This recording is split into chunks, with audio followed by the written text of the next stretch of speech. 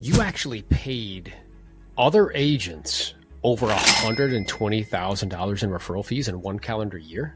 I did. I did that. It was great to send out all those referral checks to my partners across the Yeah, country. I think that's wonderful. I think they were very pleased to receive them, as you were pleased to facilitate those transactions. So you have created a niche for yourself where you get a very reasonable, good size amount of business from other agents. I know you've shared with me before, initially it wasn't like purposeful and intentional. It just kind of started to happen, right? Can you share a little bit about how that took place? Yeah, so I noticed on all these various Facebook groups, like referrals were going out, and I wasn't really getting any of them, and I realized that it was a relationship thing.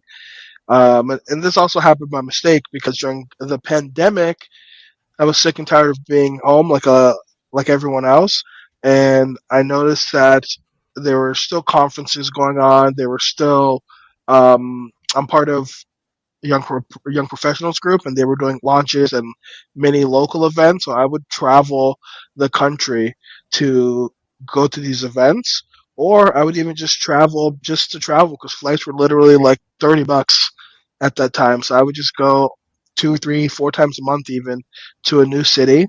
I had to go to that city and say I'd post on Facebook, "Hey, I'm in town. I'd love to mastermind. Who would like to join?" And I'd get literally 20 to 30 people that would raise their hand, and maybe about 10 to 12 would show up on occasion. But we would mastermind and build relationships with one another from city to city. It's interesting. So really as a byproduct of, being in kind of the house sort of thing, you're like, man, I got to get out of here. So you started to go to events. And as you started to go to events, it's really in alignment with your natural disposition because we've been working, not only have we known each other for a while, we used to work at the same office before I transitioned to EXP. And, we've been working together in a coaching capacity for, I don't know, like a couple months now, 4 or 5 months. Your natural disposition is relationships. I mean, it's what you do very, very well. It's like your superpower. So you kind of, without consciously and purposefully creating a plan around that to get business from other agents, it just kind of happened. You're like, well, I just want to hang out with people. So let me go to these events. And what did you start to notice as you did that? Like, so you start to notice events, I'm imagining you weren't there like, hey guys, I'm your resource here. No, it was just like hanging out, having a good time. And then you noticed people were sending you referrals. Yeah, basically. So in business and life, like people need to like you first, right? They need to like you, then trust you, then you'll get the business. So I just always like to be, easygoing, likable. I like to also set like the dinner plans for the groups I'm in. And when there's a mastermind opportunity or anytime there's an event or conference I'm at, I'll always say, "Hey, I made a reservation for 6 p.m.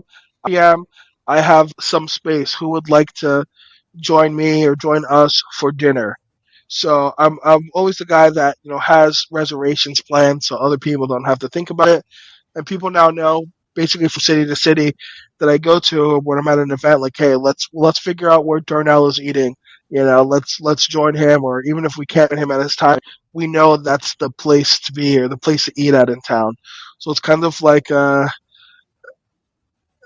something I'm known for now, and now people want to be in my circle, or they want to get to know me because that's one of the things that I do.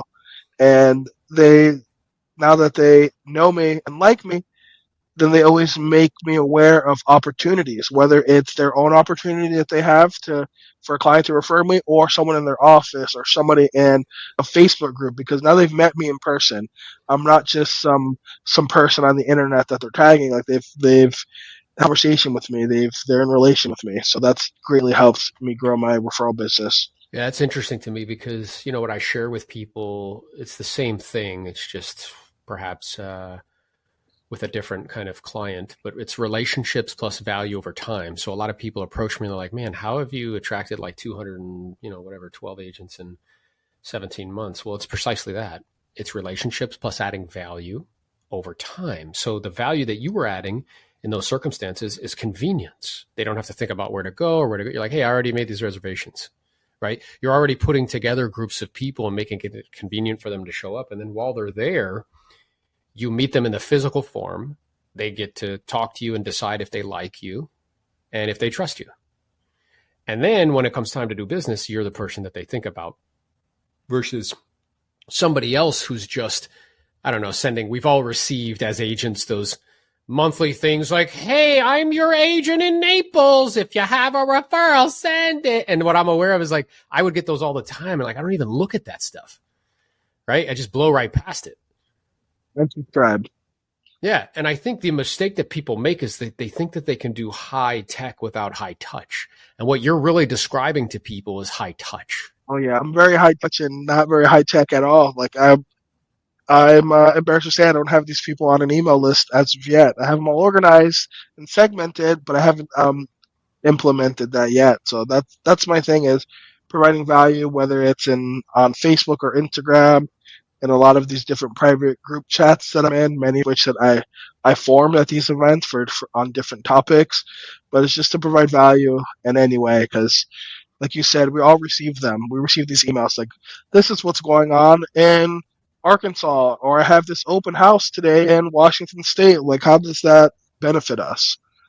So this just always That's come right. from value.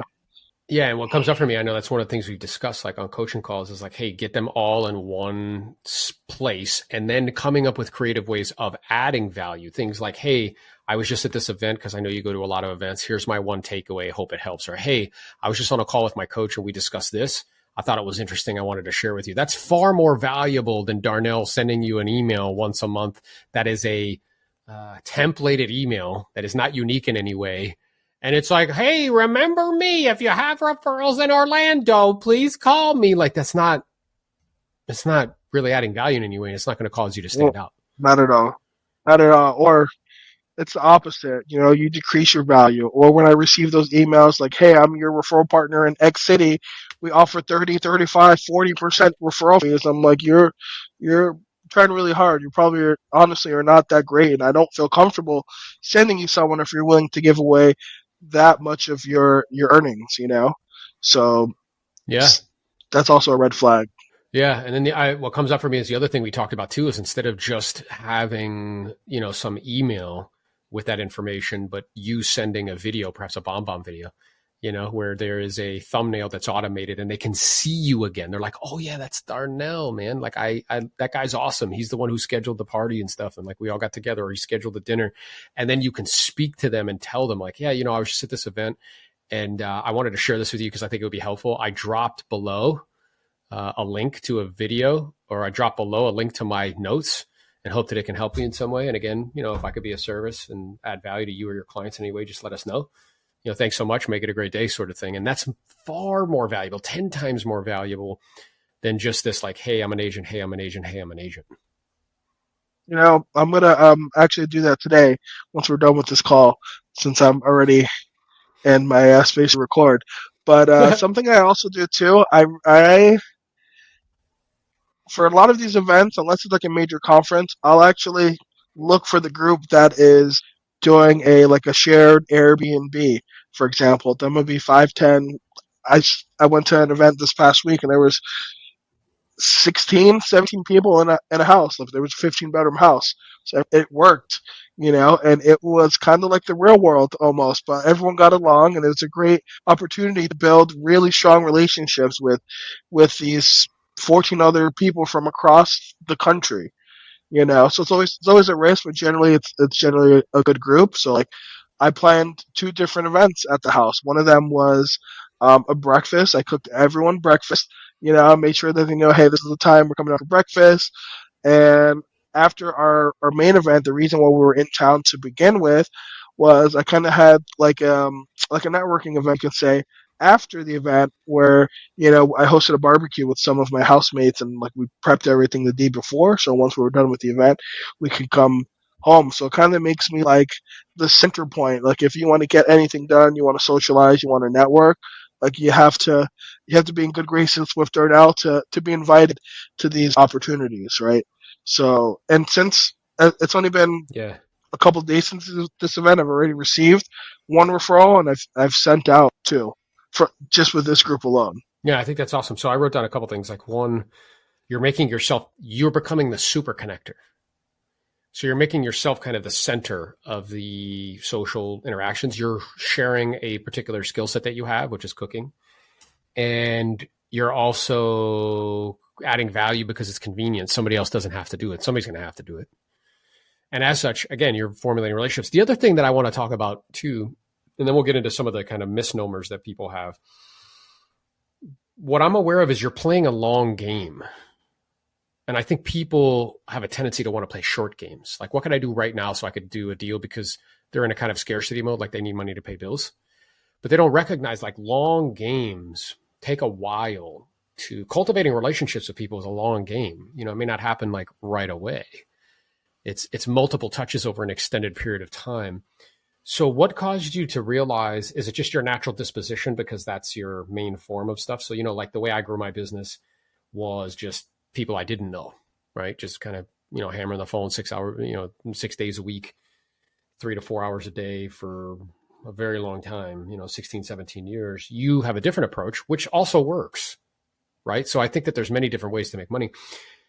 Mine was very kind of short term focus, like who could I do a deal with now? Yours is more long term focus, like how can I cultivate this relationship over time? So have you always had a mental map of long term focus, or is that just because of who you are as a person and what your natural disposition is? I think it's natural to me and who I am. And once I realized why it was happening, then I became more intentional on it. Like maybe about maybe about 3 years ago, I finally agreed to do a coaching session. Um, I was what you would call uncoachable a couple years ago. So with my team leader at the time, I don't remember who it was. Um, and I'm like, okay, I'll agree. And before our meeting, I signed up for like Mojo and Vulcan 7, and I did all these things that I thought like a coach would want to hear, right? Like this is what I have to do to be successful. So the first thing my coach did was go ahead and made me write out now all of the deals I had in this past year. What was the source of them? Because I never tracked that. I never like knew where they came from, and I started to write it down, and I realized like they were referrals or they're coming from social media. And he's like, "Why would you do something you don't like? Why don't you just double down on what you're doing?" And that was at the beginning of the pandemic, and I realized like this is what I have to do. So I literally doubled down overnight and was intentional and came with that type of lead generation or relationship building for my business. I still do a lot of open houses, and that was the number one source of my business. It's the number two source of my personal business, and the number one source for my team today is open houses. So it's still a huge part, but the relationship thing is definitely as large or greater than the open house part of our business. Yeah, and it's a long term game again because it takes a while to cultivate all those relationships. But then once you do, they become a source that, you know, pumps out, you know, the majority of the deals. I'm wondering too. I know it's a little bit of a digression, but I'm wondering, because now you, I mean, you very much so believe in personal growth and development and coaching. I think you have multiple coaches at the moment, one other than me. So what caused that massive shift? Because that's a pretty radical shift in a short period of time. Or what caused you to be uncoachable? Like, what were you thinking to yourself? Like, I don't need help, or what was it? Yeah, I don't need help. I came from starting two large organizations out of my sister's garage. I had 80 employees at one point. Never went to college. Never had any formal training. Was never a supervisor or manager or held those positions at any of my previous employees. I just started from like the ground up and built a large organization. So I felt like I didn't need to do what everyone else is doing. I had an ego, right? Like I'm smarter than everyone else. Like I don't need to hear what anyone else has to say. I've written scripts for my employees. So I had a telemarketing business. Like I don't need to follow this. And then just go to these events and realizing that all of the successful people, no matter what level they're on, every single one of them mentions their coach or they have multiple coaches for different areas of their life. And I'm like, okay, like they're not too good for a coach. Who the heck am I? Like I'm definitely not too good for a coach. And it was about just under 2 years ago where I hired my first coach, and I realized Yeah, it's the awesome. change in my business. And like now I have systems and models, and there's a procedure for just about everything. A lot of things are automated. So I was just waking up every day and just whenever I felt like it, just go on with the flow, and I'd make hundreds of thousands of dollars. So to me, it's like, why do I need to listen to anyone where I'm when I'm so successful now? In hindsight, I was not, but at the moment, I felt super successful and Yeah. unstoppable. Like I don't, what is a coach going to contribute to my life?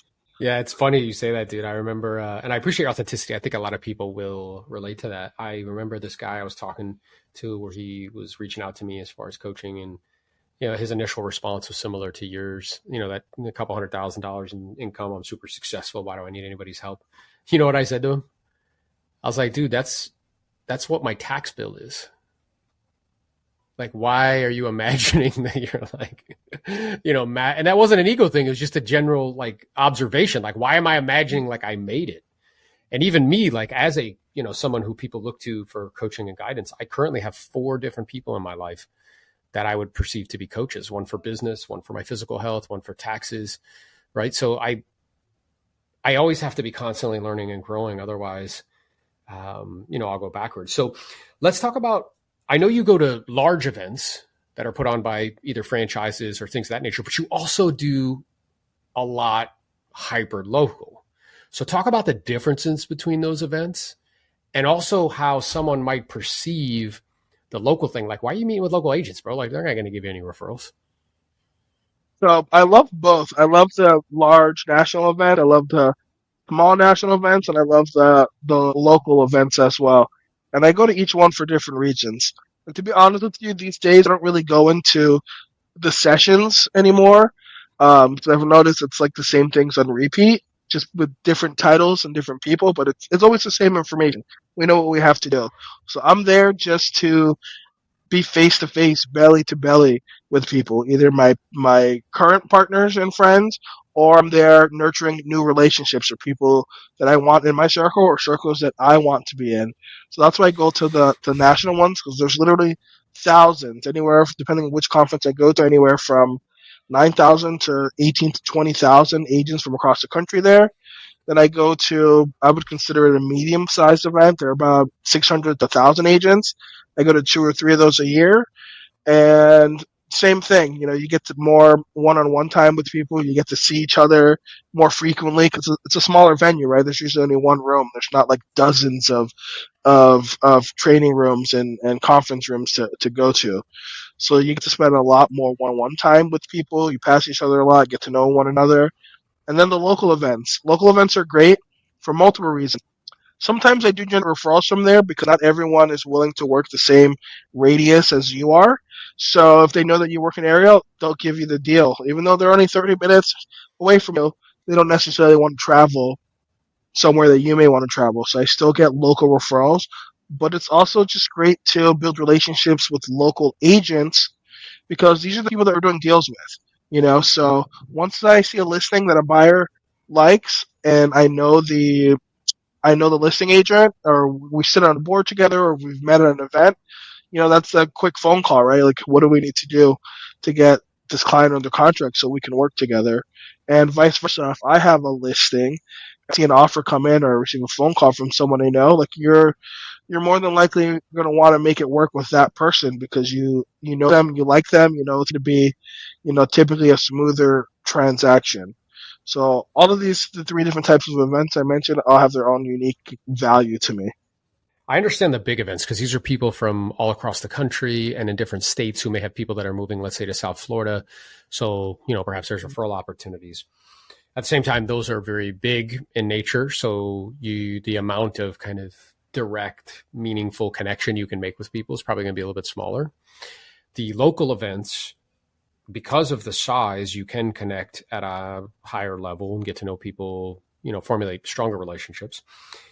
And it serves multiple purposes. So one is community building for referrals, because I think a lot of agents, myself included, may be like, well, why am I going to go to this event when there's all these local agents there? But there might be an agent from Palm Beach County who doesn't come down to Broward County, which are, for those listening, are 2 counties that are in close proximity to each other, maybe 30 minutes apart, 40 minutes. And the agent will be like, well, I got a client going down there. I don't want to go down there. Let me call Darnell. And just so everybody's clear, I want to ask you directly, does that happen? Absolutely. And I'm right smack dab in the middle of 2 big counties. So I get them from either direction. Yeah. So I think that's a limiting belief that a lot of us, a lot of agents have with regards to those kind of smaller events. The second, which I think is also really interesting, is that by formulating kind of, relationships, if you do work with buyers and somebody has a listing, if they know you, if they spend time with you, like you said, if you sit on a board together, there's a higher degree of probability that they're probably going to want to interact with you.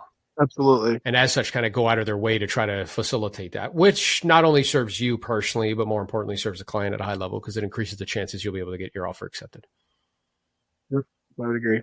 We have big events, we have small events, and that is a source as far as, referrals from agents. Is there anything else you see moving forward, whether it be like a podcast, a way to add value? I know we've talked about that. Like, what are mechanisms that you can do to put yourself in front of more agents and to add more value to them? So we're talking about hyper local, but then how can we add on to it? Just to touch on, like, even to the large conferences, for answering this question, is that there's still great opportunities to connect with people there. So, like, something I do, whether it's on a national or local level, like I realized it not too long ago, is that I always seem to make friends with the extremely social people. So a lot of people believe that I'm an extrovert. I'm really not. I'm an introvert. I just like to put things together and sit back and watch and see people have a good time like that. I love that. And I love to connect people. But I have a great skill of, or maybe it's just by luck, where a lot of my friends are extremely social people. They're extroverts, so like they introduce me to people. They put me in rooms and in circles that I wouldn't normally be in. And then, once I'm in that conference mode or state of mind, that I become like the Uber connector. And even when I'm not there, that's always my goal, is to connect as many people with one another as possible, because people like to reciprocate, right? So even when there's not an opportunity for me to get any direct personal gain, I'm always looking to connect two people I know with one another. I think that's super smart. The other thing that comes up for me is recently, or this year, I've been to larger events. And something that I never did in the past, but I started to do, is now I bring a videographer with me, which is another level, right? Because everybody brings like this and they're like, well, I'm bringing a professional videographer with me. So during the event, not only am I gathering information for myself that I can learn from, but I'm capturing content. And one of the things that we did while we were there, we shot like 2 or 3 podcasts in our hotel room with, local partners or other people that perhaps I'd want to have a conversation with. I was also able to pull aside, founders of the company. I interviewed Glenn Sanford, who's a billionaire, with EXP. And it's only because I had the videographer with me, so I could pull out a lot more value from that experience. And then all of those pieces of content, let's say like those interviews or those podcasts, now I can blast that out to a database, let's say, of agents, and it's valuable to them, right? It's valuable information. So to your point, at those bigger events, there's more that I could be doing to extract value and to put myself in front of more agents. Yeah, I'm glad you mentioned that. So like I did that we had a regional event in September where we had maybe like 400 agents, and many of them were top agents. And we had probably about 20 people from across the country that were speaking, like really large producers. But we also had our president of my franchise in town, and I just reached out to him on a whim, less than 24 hours in advance, like, hey, would you be open to being interviewed? Because I don't have a podcast, I didn't, and yes, I literally had to scramble and find a location, call a videographer, get the equipment in, and we had a wonderful conversation. And through him, I was able to get another well-known speaker as well to interview. So like he's literally the president of the world's largest real estate company, and all I did was reach out, and he was open to it. So you'd be surprised at the people that will say yes just by you reaching out, and you having a solid plan. So I don't have a podcast name yet. I'm still thinking about it, but I do know that I want to speak with people and provide value that way. I'm just not sure what the niche will exactly be or what it will be called, but I know that there is value in that. I had a name pop in my head, but I don't know if it works or has any value, but something like the social agent. So yeah, like this idea that there's different ways to put yourself in front of more people, but it begins with leading with value. So that conversation, let's say, with that individual is valuable to others.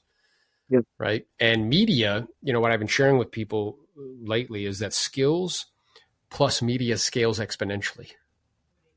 So I think what we don't realize is that, essentially what's happened with these platforms is they've made production free, or distribution, excuse me. Distribution is free.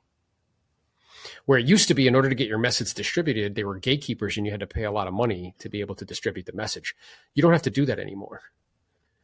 And like, this month alone, this isn't making it about me, but just to kind of demonstrate that, I've touched 1 million accounts on Instagram in 30 days. That's 1 million individuals that have seen me, which is wild, right? And of those million, let's say there's, 100 agents who have to send a referral somewhere.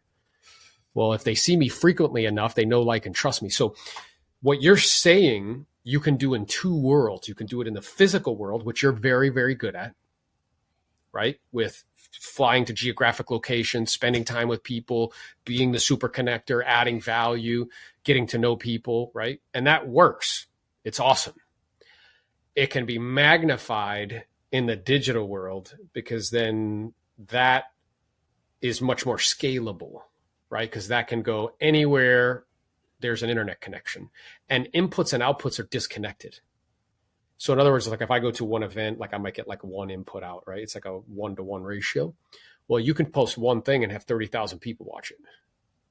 So the inputs and outputs are disconnected, which is what I want. And I know that's one of the things we've talked about is like really adding that digital component to what you're doing, because it would just take it to a whole nother level. Yep.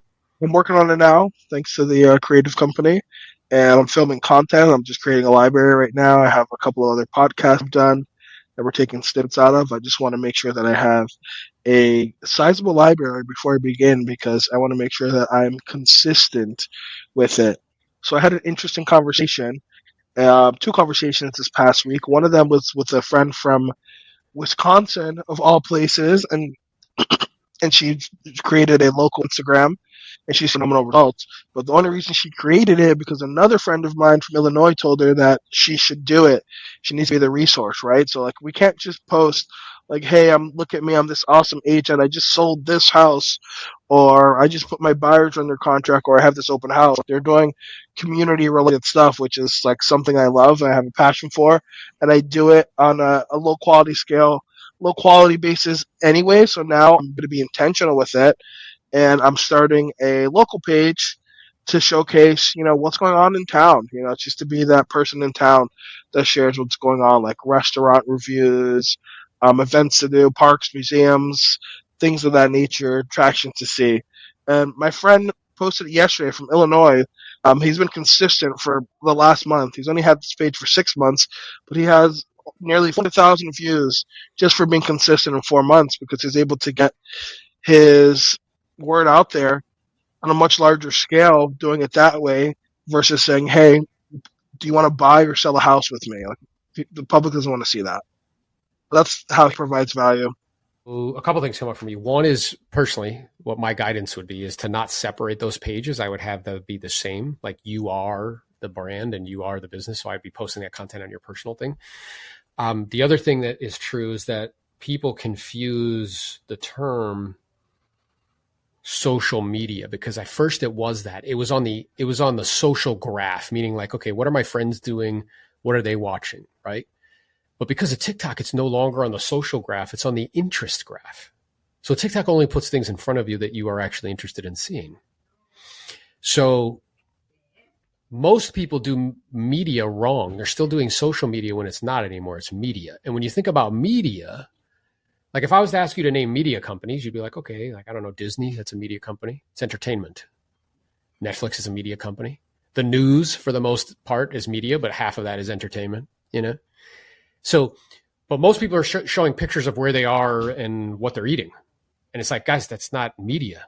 That's social, right? But doing media things, so on the interest graph is whoever lives in this geographic area, would they be interested in the best restaurants, the best this, the best that? Yes.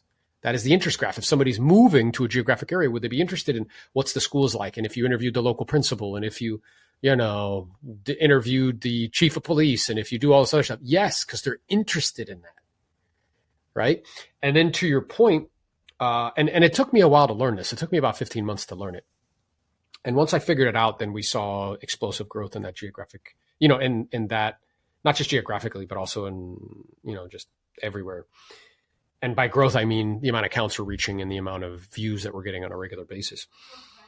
The other thing you mentioned about consistency, I think, is very interesting because it took me 15 months of posting 3 to 4 times a day on all channels, meaning short form like TikTok, YouTube Shorts, and Instagram, to get to 10,000 followers on Instagram.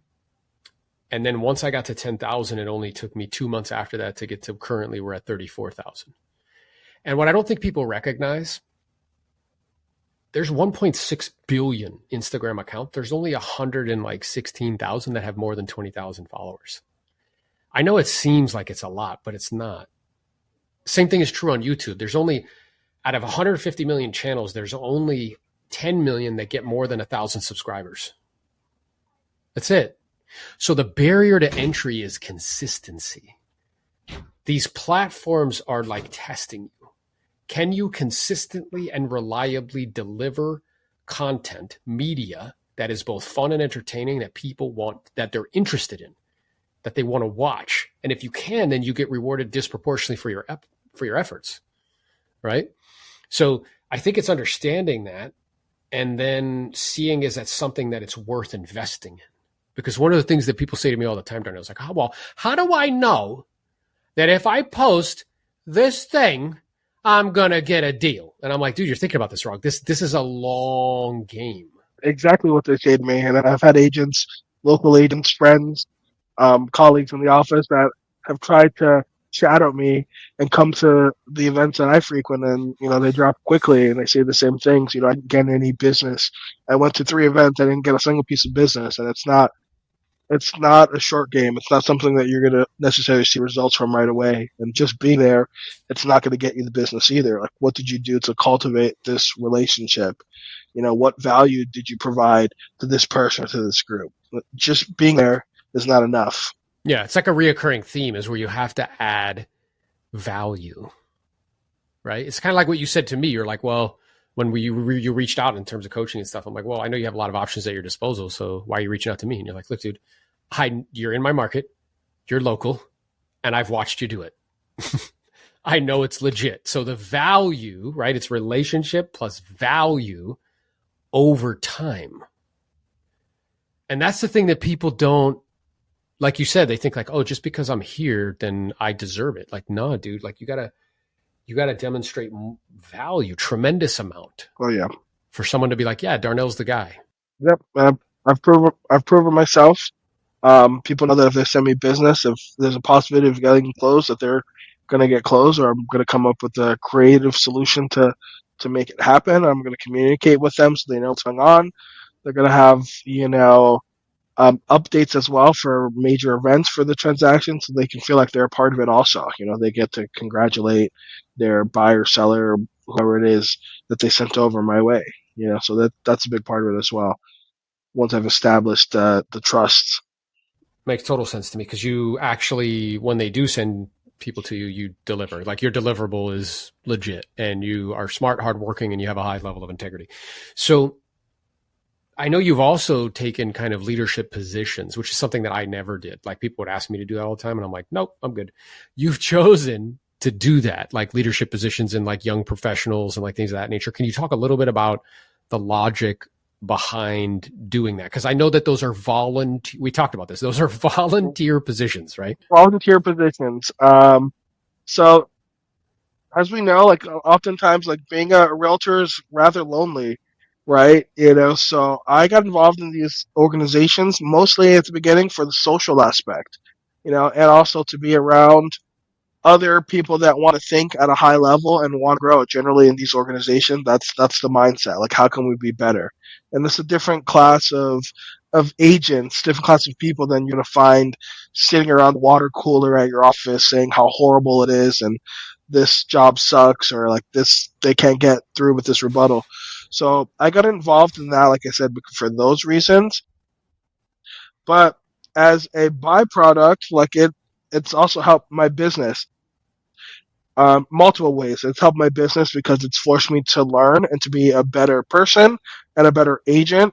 I have a better skill set and more knowledge being a part of, various young professionals groups that I'm in, but also the connections I've made from it, and to the public, some members of the public and some of your clients, when they see these credentials and things that you've done that you're part of, it lets them know that you're not just another one of these agents that is just commission hungry. Like I just want to get paid and that's it.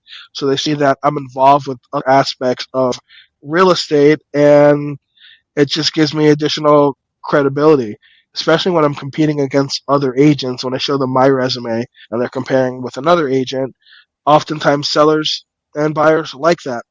There are so many that don't care about it at all, and that's okay. But it's definitely helped my business. I see. So one is kind of, acquisition of skills, because in a leadership position, you have to deal with lots of humans and learn components of like group organizations. Second is networking, because you're meeting, more people and you have more influence because you have a role of, I don't know, like authority or influence.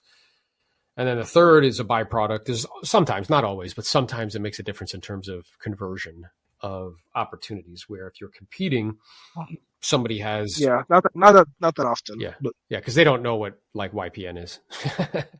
The consumers don't. no, not at all. Yeah, yeah, yeah. That's awesome. Mm-mm. So then what's the vision for you? Because you're young, and you produce at a high level. So what's the vision moving forward? I know me and you had a conversation recently about like, hey man, like about like, looking at like investing in assets so that way you can reclaim some of your time and things of that nature. So what's the vision for you and your business as you move forward? Do you foresee that the referral thing is going to be a large source moving forward? And if so, how are you going to grow it? Like, is your intention to grow the team? Like, what's the goal and objective moving forward? So there's a lot of moving parts there. So my goal is to get out of production sooner than later, so that way I can focus on growing relationships, creating content, and also mentor my team members as well. So I want to grow the team, help make them better, help them become more productive as well. And then of course, investing. So what I'm going to start doing first, what I began doing already, is just creating more value by creating more content, right? So more valuable content to share to grow my business and also to help grow my agent partners' business as well, sending them monthly emails and videos with what I've learned at a recent conference I was at or a book that I read, and actionable items that they can implement immediately. You know, uh, adding team members as well, mentoring them and showing them how to get into production quickly, and just really doubling, tripling down on this content. Just so that way I get more exposure. More exposure I get, more business I get, which I can provide to my team, so we can all grow. So that I can get my time back, so I can do other things that I love, which is I love sharing my knowledge, teaching others, and I definitely want to invest in some multifamily properties. Yeah, it's awesome, dude. So, and what caused you to really recognize? Because I hear this theme for you about like, content. What caused you for that to click, for you to be like, okay, this is a thing. I should be paying attention. I wanted to do it for a while. I just have never like pulled the trigger or like actually came up with a game plan around it. Like during the pandemic, I realized it was a thing also because not only was I traveling a lot, but I was posting a lot more on social media. I saw the engagement I was receiving and just the visibility, and it was getting me more business because I was in front of people, showing what my passions are, what my hobbies are, cooking, going out to eat, exploring, and a lot of people like the same things that you like. So that made me realize that, content is king, but also obviously chatting with you and chatting with some of my other friends that are what I call social media influencers, and just seeing how they grow their business both personally and professionally. Like 'cause most of my friends have multiple pages. It's rare where I run into someone that just has one page. So like they'll have their personal brand and they'll have like a local brand or whatever hobby or interest is that they have in relation. That's like a niche page for them. But just getting out there and just being in front of more people, so it's more scalable. It's much more scalable. I was having a conversation with someone, and they were saying to me, we were kind of like triangulating ideas with believable people, and their mental map of the world is just different than mine. So what he perceived as safe, I perceive as risky, and what he perceives as risky, I perceive as safe. So what he said to me is like, well, how do you know that if you like, pour your time and energy into something, like it could go out of business? And I was like, yeah. It could. And with all of the changes happening in our industry and lawsuits and like all this other stuff, AI, like who, how we do business or the way we get compensated, as time progresses may change. But what I shared with him is all businesses eventually go away. Amazon sat down with Bezos, and Bezos told the team, he's like, look, in 100 years, we won't be in business anymore. Our intention and our goal as a leadership team is to extend that for as long as possible. Of all the Fortune 500 companies in the last 100 years that have come into the index, there's only 4 that are still in it out of thousands. It's like, well, why? So that demonstrates the relentless, uncompromising, grinding energy of the markets, right? It's very difficult to continue to adapt and evolve to where you can, stay standing. So all companies eventually go out of business. But what I told him, what insulates me from that downside is a personal brand. Because with a personal brand, well, no matter what happens, I have distribution. I can pivot and I can move and I can change. People that do not have that have to depend on a brand, someone else's brand, whether that be a franchise, whether it be a particular company, whether it be something of that nature, right? So that's why what you're saying is super critical. I think everybody understands that that's like a thing, and they're watching the, Logan and his brother use attention to become hectamillionaires, get $10 million for a fight, start Prime Energy drink. They're watching the Kardashians use attention to create cosmetic lines and, become billionaires. They're watching Mr. Beast, do his thing. Yep. And they understand conceptually, I think a little bit, but not fully. And it's not an ego thing. It's just true because you've just watched their behavior. It demonstrates they don't really understand it at a high level, right? And by having a personal brand, what I would propose is you insulate yourself from downside, from companies going out of business, models, things changing, things of that nature, because, you're essentially building your tribe. And, if you think about it, 200 years ago, if you had a message that you wanted to distribute, or if you wanted to find people that were really into your thing or your style or your brand of doing something, it was almost impossible to find those people because you were restricted to the geographic place where you were born. Well, the internet connects us all. And out of 7 billion people, I'm just looking for my 30,000, 40,000, 50,000 tribe that is into who I am and what it is I do and the way that I do it. And that's unbelievable that we live in a time where that's possible. Now, the barrier to entry is consistency. The barrier to entry is being authentic, because the only way you're competing with people is if you're copying them. And what I see people do is that they will see what works for someone else and then they'll try to copy it in hopes that they can get views. That's dumb. You should not do that. You should be yourself, because if you're yourself, nobody competes with you. They can't, because nobody's better at you than you, right? But that brings up all this, insecurity and stuff like that. So I believe that part of the reason why, our content is, popping off the way that it is because I'm authentically me. I curse sometimes and some people don't like that. I play around, whatever, right? But because of that, and I also tell people what I believe. Most people just tell people what they do. But like you said, nobody really cares. But if you tell people what you believe, people that believe similarly or aspire to are magnetized to you. They are drawn to you. People that don't, you repel them. So what you're doing by being authentic is it's like you're using the internet to scour the 7 billion people, and you're sending out this signal. And you find your tribe by being authentic, and you push everybody else away. But people don't understand that, and as such, they just want to copy people in hopes that they can get people to follow them. You can buy followers, but you can't buy supporters. That's beautiful. Yeah, that's what I do. Is beautiful things. I know. So he's like, I know. So hopefully, this is super helpful to everybody. So I appreciate your time, brother. If people do want to send you a referral because you are awesome and you will service their needs very well, where can they find you? You can find me on Instagram. That's the easiest way. Darnizzle, Darnizzle. You can find me on Facebook, Darnell Aponte, LinkedIn, and you can call me or text me, 305-393-3697. Love it. Hey, that's how you know he's got a little flavor by that Darnizzle. So I appreciate you, brother. If you guys have watched and enjoyed this and you think somebody could benefit from it, be sure to share it and be sure to stay tuned for the next video. Today, we interviewed a billionaire. Have you ever interviewed a billionaire before? First time. First time. What exactly is an FLQA?